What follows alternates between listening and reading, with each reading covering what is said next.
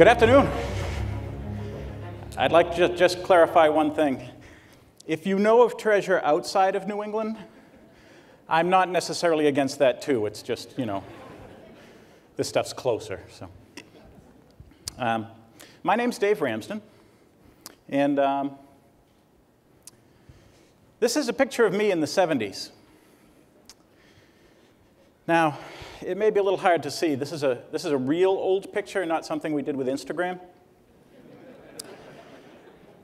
But I can personally vouch for the fact that that is me sitting on the sawhorse wearing a Fonzie t-shirt.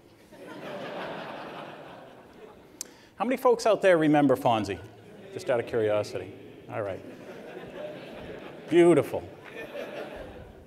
And what was Fonzie? Correctamundo. All right. So, as hard as this may be for you to believe, I was not cool. Thank you for that laughter. I was that kid who played Dungeons and Dragons. And not only that, I was introverted. I was shy. I walked, with a little bit of a slouch so I wouldn't stick out. Well, later in life, I found out I had Asperger's syndrome. And that explained a lot of that to me. But back in the day, all I knew was that I had really, really weak social skills. And that as long as I was around that Dungeons and Dragons table, rolling those funky-looking dice, it didn't really come into play. But in time, my priorities changed. My friends at that table started disappearing. They seemed to be hearing the call of the damsel. And at a certain point, my priorities started to change too. And I started to develop this dream of romance, this vision of love. Well,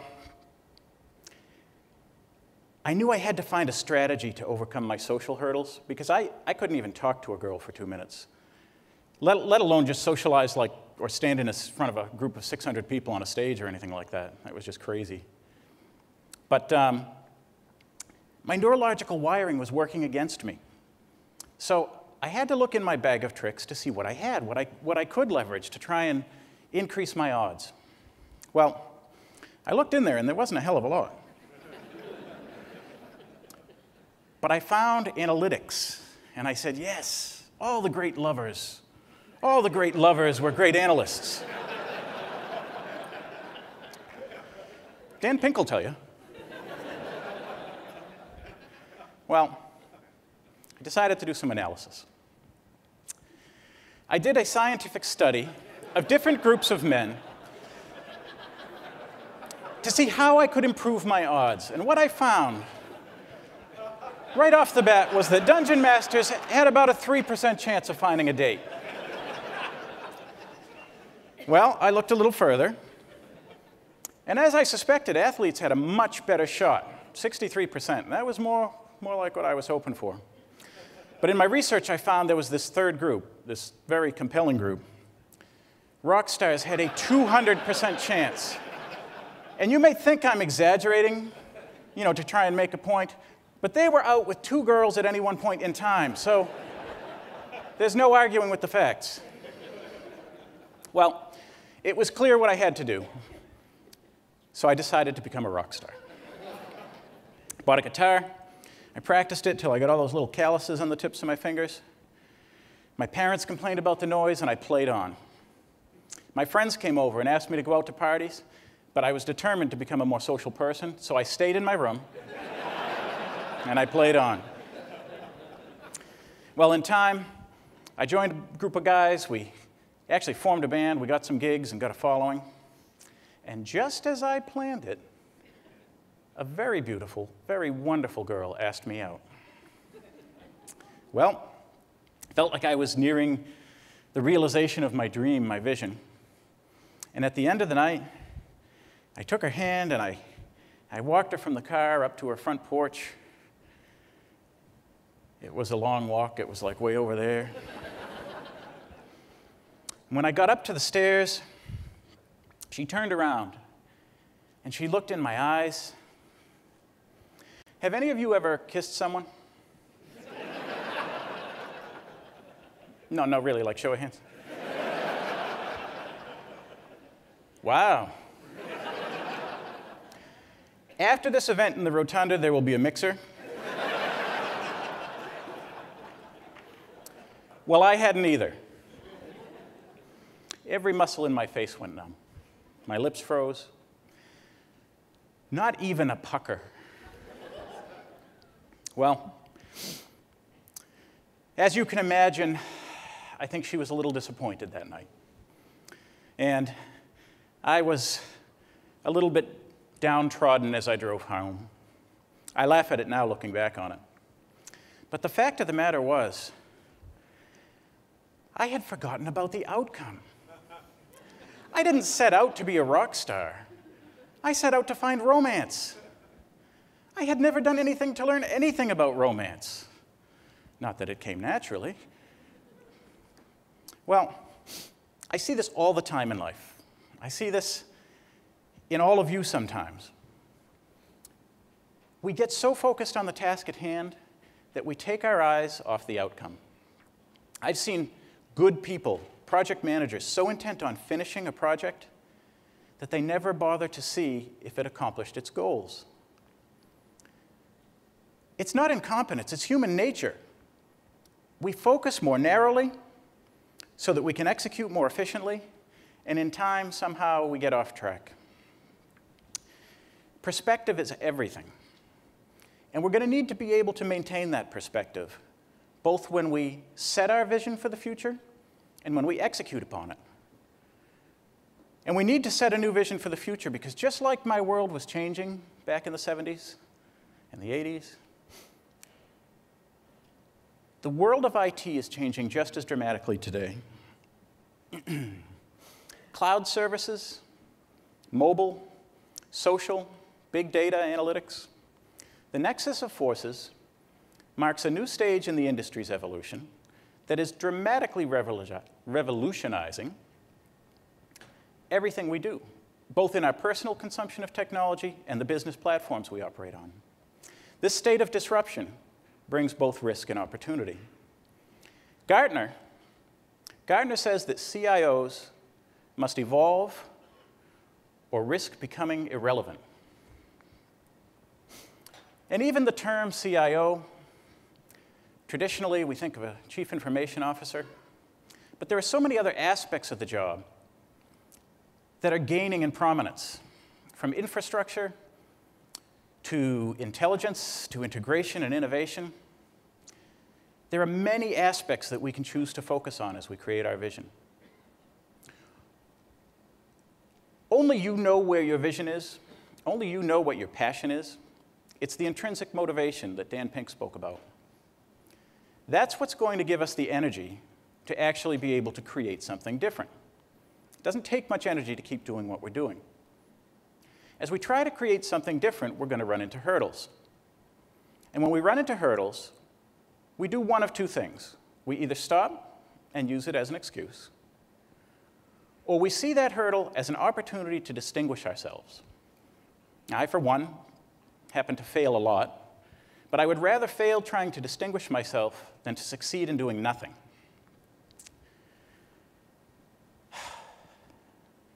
The other thing that we have to do is stop looking at ourselves so much and look out at our organization. We work within the context of that organization, and understanding our organization is critical.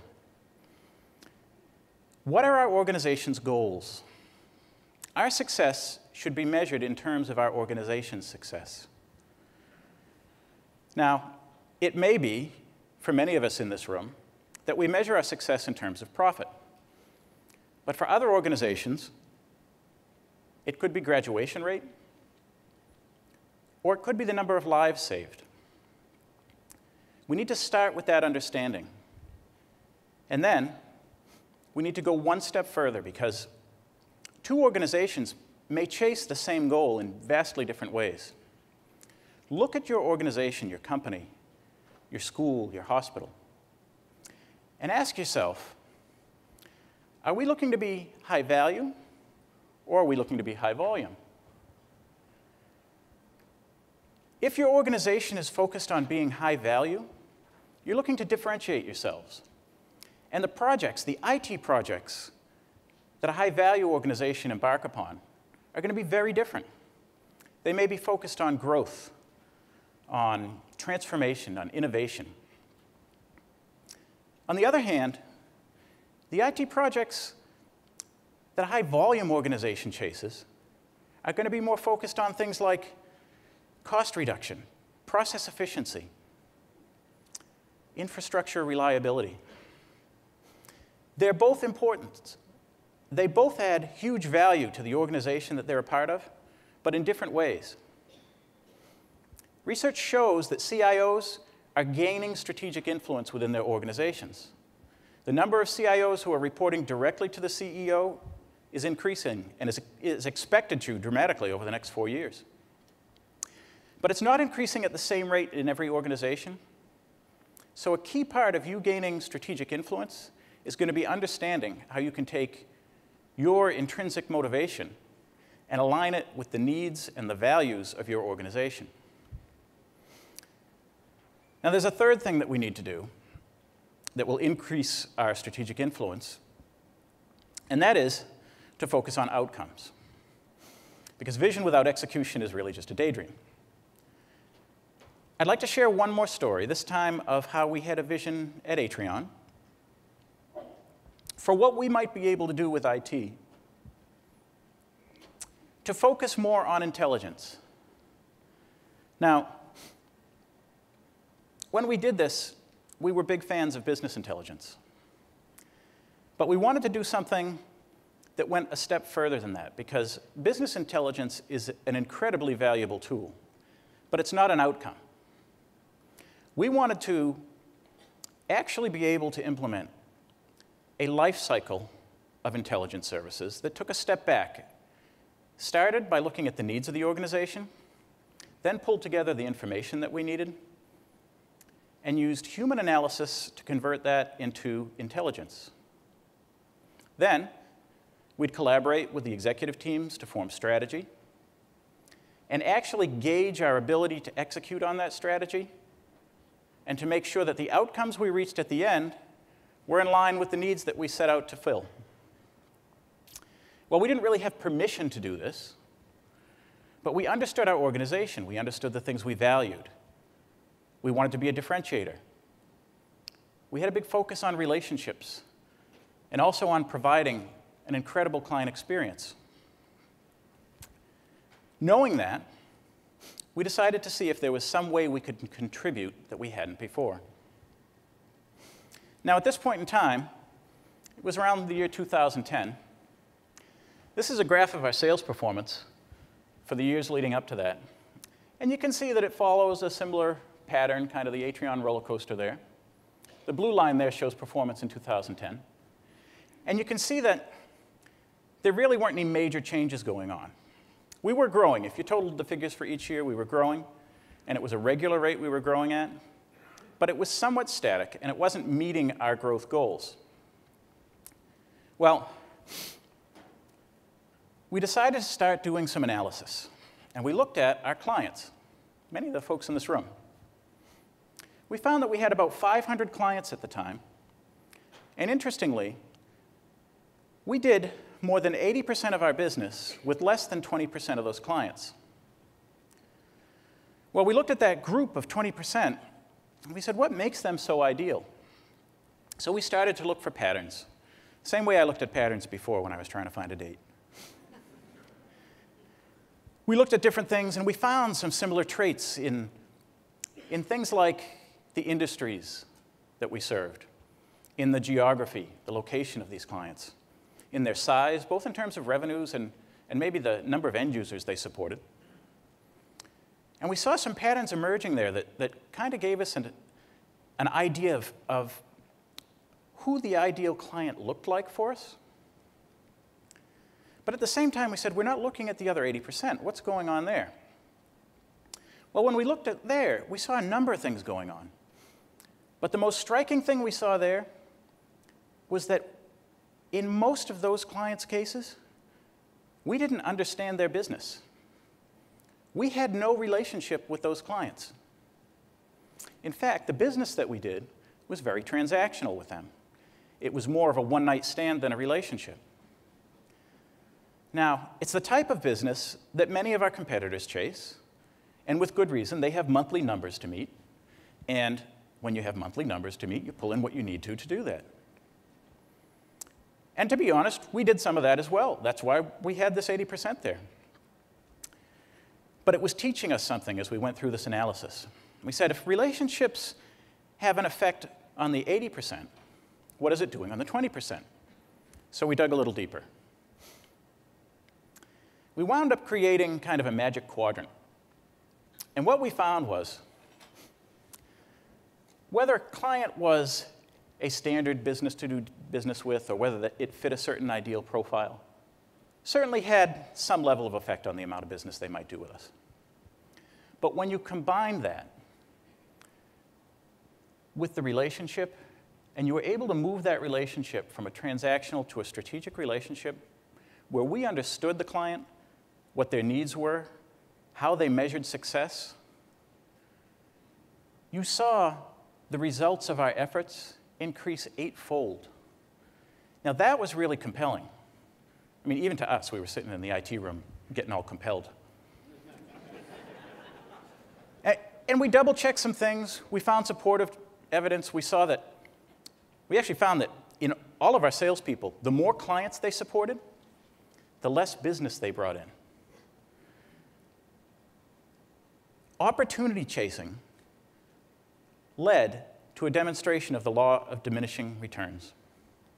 Well, we walked into the boardroom, and we met with executive leadership, and we said, hey, we think we have a plan that could double sales. And they kind of raised their eyebrows. Why? Because we were IT. But we have a good team, and leadership embraced the idea. You see, all of this really only served to validate what we felt from the very beginning, that making a positive impact, understanding our clients, all of that works together to create a better experience for everybody. Well, we use this knowledge to make better strategic decisions. As we move forward, we made decisions to pursue clients, not opportunities. We also decided that we needed to take time to understand which clients appreciated the value that we added. And finally, we needed to invest our time wisely. Focus on those clients and build strong relationships with them. Now, this all led in the end to outcomes. So I'd like to share some of those with you. In the months that followed, our close ratios began to improve. The days to close actually grew shorter. We found that if relationships suffered, our business suffered by an average of 35%. And on the other hand, if relationships improved, business improved every single time, and not by 35%, by 600%. Over the next 6 months, we saw the performance start to increase outside of the old patterns that we had seen. In the year ahead, we built momentum, we improved our focus, and we saw it continue to increase. And over these next several years, we actually saw our revenues double. Now, transforming IT into an intelligence organization did not double the size of our business. That took a lot of work from a lot of people, and there were many other real variables at play. But we did contribute. We were no longer a cost center, and it dramatically enhanced our role in the organization and the strategic influence that we had. We were starting to redefine what we could do. 4 years later, that original vision has really come into fruition at this point. with a separate function devoted solely to strategy, from business intelligence to market intelligence, strategy development, and execution. And the company continues to grow and continues to reap the benefits of that decision support. Now, for takeaways, we know that disruption abounds in the technology marketplace today, as well as it does in many of our own separate industries. The business needs more from us. The role of the CIO and of IT in general needs to evolve. It needs to change. If we want to create a compelling and attaining vision and set a course for our future in doing that, we need to do three things. We need to leverage our passion, the intrinsic motivation that Daniel Pink spoke about. We need to understand our organization and its goals, and we need to make sure that our passion and our organization are in line with one another. And most of all, we need to stay focused on the business outcomes. The past creates us and it sets us on our way, but we can't live there. We tend to fail when we're outside of our comfort zones, just like me with that first kiss. But if you're not failing, you're not trying hard enough. Those of us who keep our eye on the outcome, we never give up. And as a case in point, despite that rocky start, Laura and I worked on that kiss. 23 years and 4 kids later, she says it's improving. Thank you all very much.